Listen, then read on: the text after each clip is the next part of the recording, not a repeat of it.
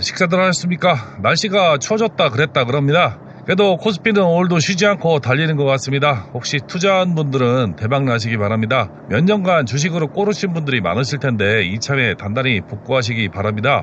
잘 돼서 올 1분기에 코스피가 5천을 돌파해서 덕분에 실물 경기도 좋아졌으면 좋겠습니다.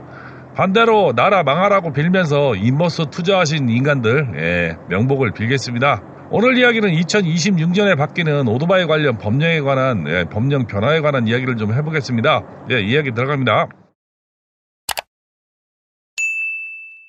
2024년부터 오토바이 관련 가장 뜨거운 감자는 전면 번호판 부착 문제였죠. 전면 번호판을 부착한다 하면은 공기저항으로 사고가 난다, 저게 뭐냐 이런 사태를 만든 인간이 원희룡이었죠.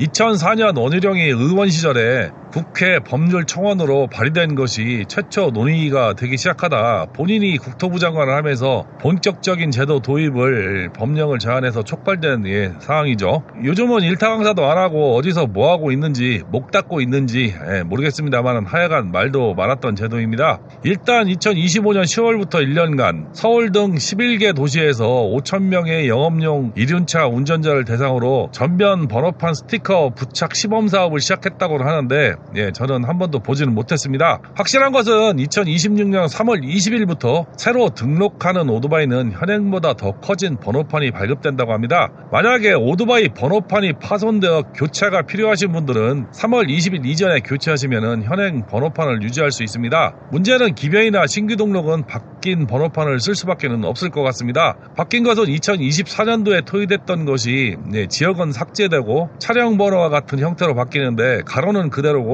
세로만 3.5cm 더 커진 번호판으로 바뀌어서 시인성이 좋아진다고 합니다. 현행 번호판은 후방 카메라 인식이 잘 안 돼서 글자를 키우는 것이라고 보시면 될 것 같습니다. 그런데 이게 오토바이가 크면 미적으로는 문제가 크게 없을 것 같은데 스쿠터나 저배기량은 번호판이 좀 커 보일 소지도 있어 보입니다. 일부 유럽 국가는 이것보다 더 큰 번호판을 다는 나라도 있기는 합니다. 확실한 것은 뒤에 흙바지가 부실한 오토바이는 물이나 이물질이 튀는 것은 확실히 방지해 줄 것 같습니다. 그리고 전면 번호판은 아직 구체적인 이야기가 없는 모양입니다.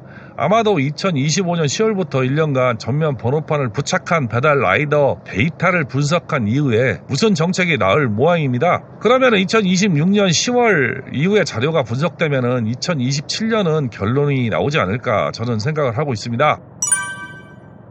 제가 예전에 전국에 있는 후면 카메라 설치 장소를 공개한 적이 있는데 그때 욕 많이 먹었죠. 그걸 공개하냐, 왜 공개하냐, 어쩌냐, 이런 이야기도 있었고, 그런데 그 자료는 경찰청 홈페이지에 공지된 정보였습니다. 2024년 8월 기준 172개가 있었는데 이제는 1000개 이상으로 확대한다고 합니다.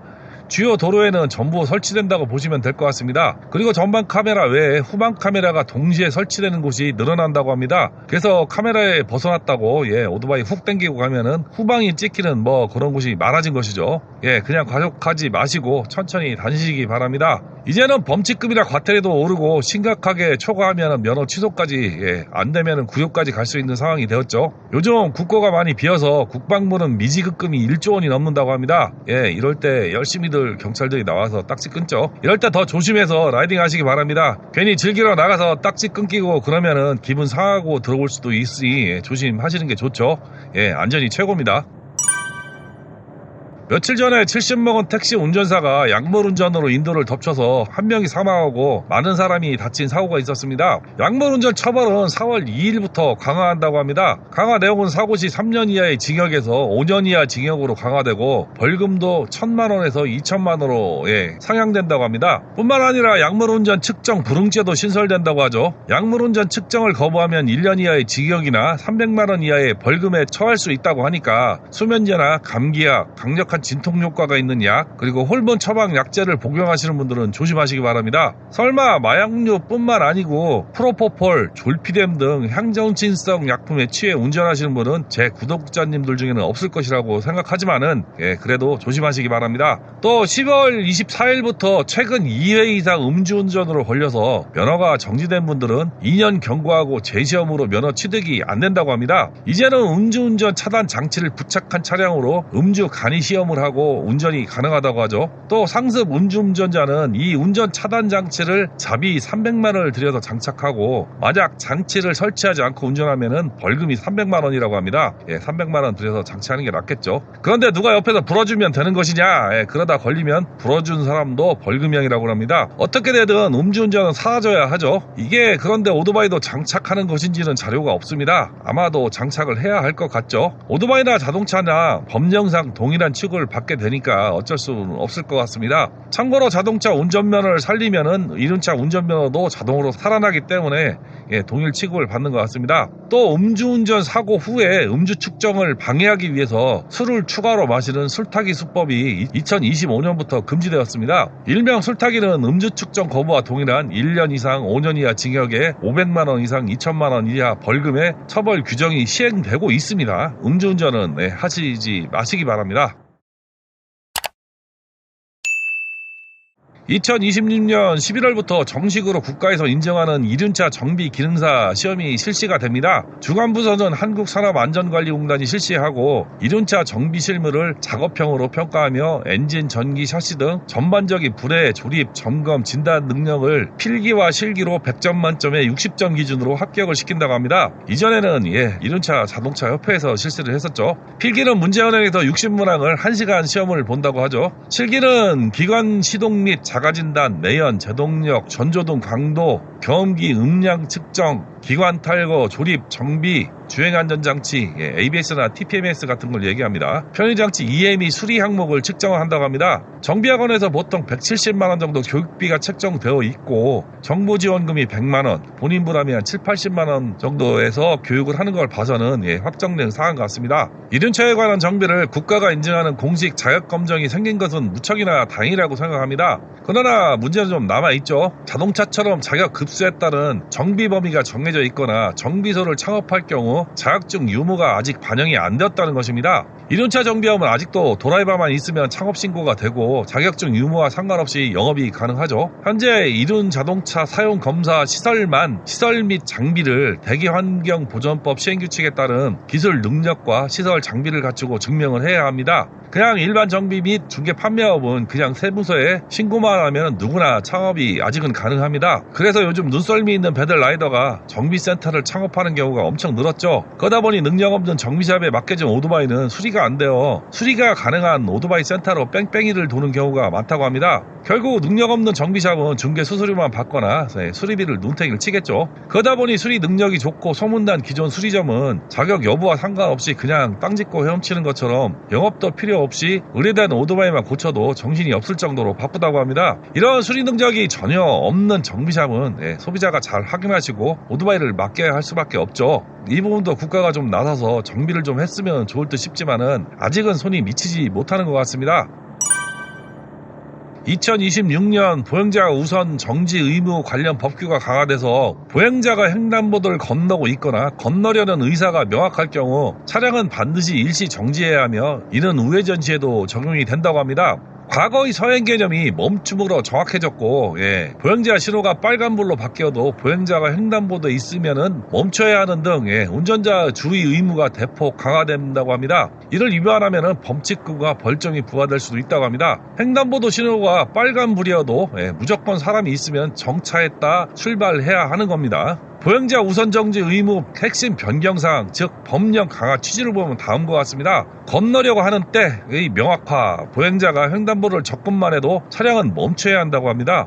인도를 걷고 있는 보행자가 횡단보도를 건너기 위해서 멈춰 서거나 쳐다보는 등 건너려는 의사가 있으면 무조건 정지해야 한다고 합니다. 우회전 시에도 보행자 보호 우선, 교차로 우회전 시 전방 신호와 무관하게 횡단보도에 보행자가 있다면 무조건 정지를 해야 한다고 합니다. 이는 보행자 보호 의무가 가장 우선시되기 때문이라고 하는데 옛날에는 서행이었다가 이제는 정지했다 출발하는 겁니다. 횡단보도에 보행자가 있으면 무조건 정지해야 되고 횡단보도에 보행자가 없어도 정지했다 출발해야 되는 거라고 판단됩니다. 서행이 아닌 정지, 과거에는 서행으로 통과가 가능한 상황, 보행자의 적색 신호나 보행자가 없음을 제외하고 보행자가 조금이라도 관련된 상황이 있다면은 무조건 정지가 원칙이라고 합니다. 예. 횡단보도에 빨간불이든 어쨌든 사람이 있으면 무조건 서야 한다는 얘기죠. 위반 시 제재를 강화했는데 이를 위반하면은 수용차 기준 범칙금 6만원, 벌점 10점 또는 15점이 부과될 수 있으며 특히 우회전 신호 위반 시에는 더욱 엄격한 처벌을 받는다고 합니다.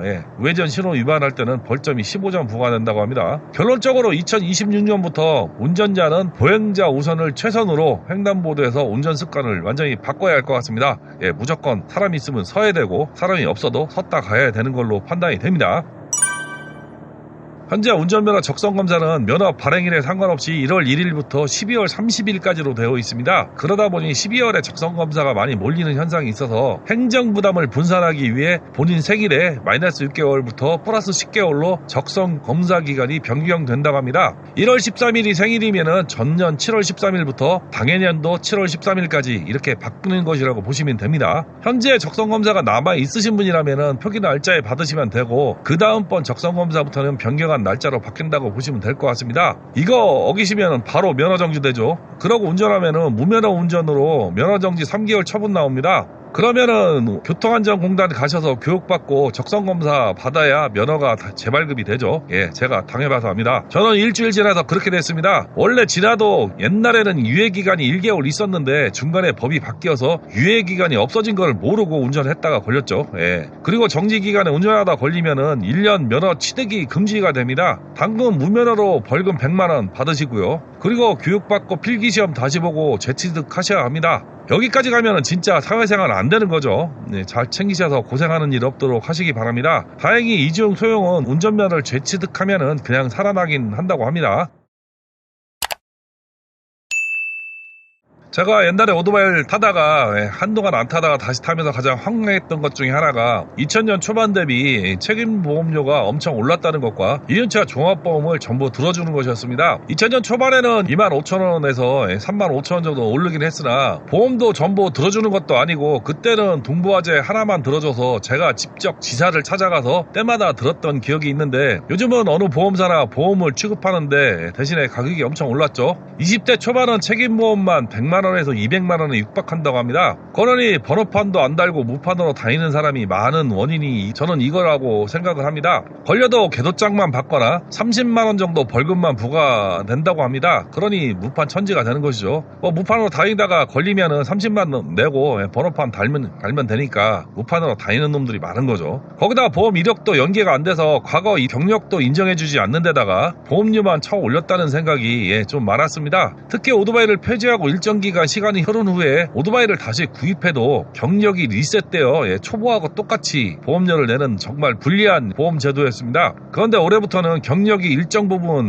반영이 되는가 봅니다. 이런 문제가 취미용 타시는 분도 문제가 되지만은 영업 배달 오토바이 보험료는 수백만 원 이상 하기 때문에 금액 차이가 많이 날 것으로 보이기 때문에 보험료 경감에 많은 도움이 될 것으로 보입니다. 당연히 자동차 보험처럼 경력이 인정돼야 되는 것이 당연한데 그동안 좀 그랬던 제도죠. 참고로 배달 라이더를 위한 시간제 보험 연령이 만 26세에서 21세로 낮아져 더 많은 배달 라이더가 혜택을 받을 수 있게 되었다고 합니다.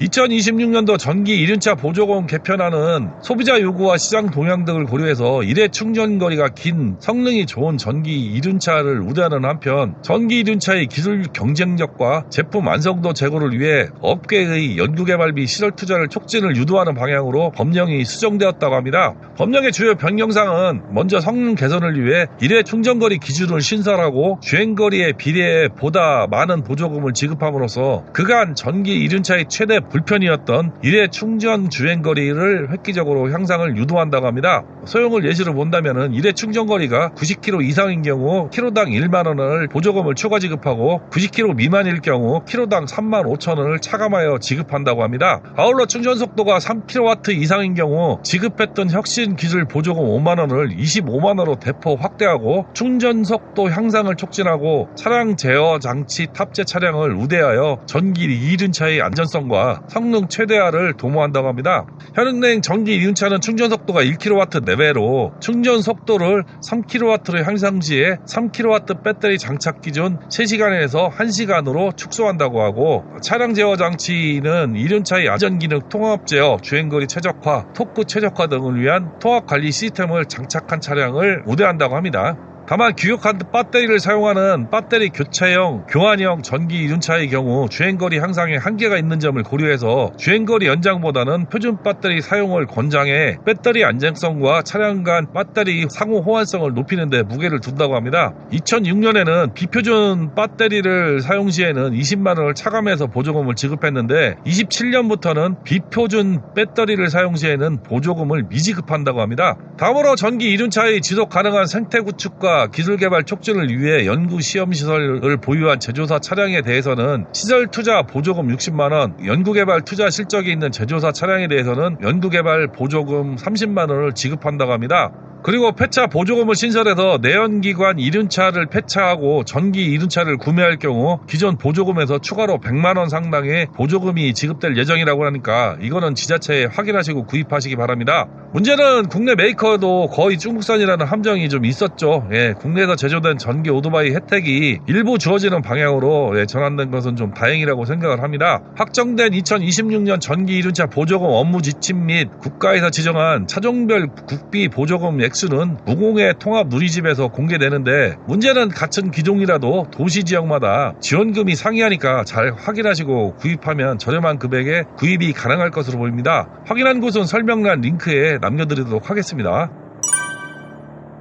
요즘 막 카페도 들여받고 인도로 돌진하고 대형 교통사고가 나오는 이야기가 있습니다. 급발진이라는 이야기를 많이 하죠. 사실 이런 주장을 하는 사고가 뉴스에 많이 보도가 되고 있습니다. 그런데 조사 결과는 좀 엉뚱하다고 합니다. 페달 오조작 비율은 최근 5년간 감정 의뢰된 급발진 의심사고의 약 85에서 88%가 운전자의 가속 페달과 브레이크 페달 오조작으로 결론이 났다고 합니다. 차량 결함으로 인한 급발진이 인정된 사례는 지금까지 거의 없다고 하는데, 총 793건 중에 한 건만 인정되고 전부 인정이 안 됐다고 그러죠. 결국은 60대 이상 고령 운전자가 많은 나라이고 70대가 넘어도 보통은 운전을 하는 환경에 노출된 나라가 우리나라다 보니까 이런 현상이 많이 나온다는 연구 결과도 많습니다. 실제 65세 이상 고령 운전자 사고 비율이 14.8%에서 21.6%로 최고치를 계속 경신하고 있다고 합니다. 음주운전이나 20대 사고 비율과 비교해도 높은 수치이고, 음주운전과 20대 사고 비율은 계속 낮아져 가는데 고령자 사고 비율은 고령 운전자 비율보다도 더 높다고 합니다. 아마 사회 문제화되는 것 같다는 생각이 드는 것은 어쩔 수 없는 상황 같습니다. 고령 운전자는 운전에 장애가 되는 특정 질환을 앓는 사람으로 다음과 같은 운전자들에 해당된다고 합니다.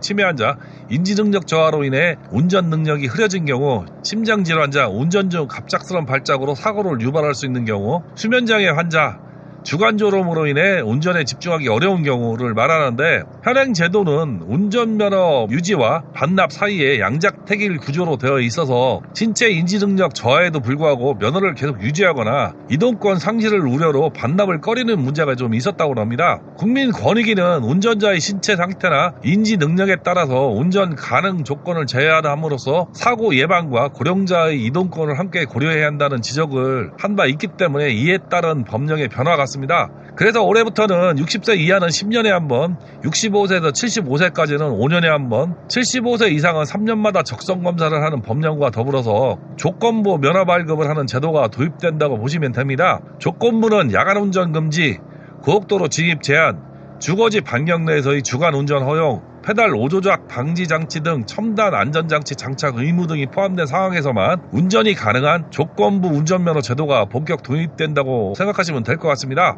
우리나라 교통 상황이 운전을 안 하면 전혀 생활이 안 되는 시골이나 도심 지역이 있는 것을 고려한다면 고령이라도 운전을 해야 하는 것이 분명하다고 보니까 고육지책으로 나온 법령이 아닌가 합니다. 실제로 외국에서는 시행하는 나라가 많은 제도라고 합니다.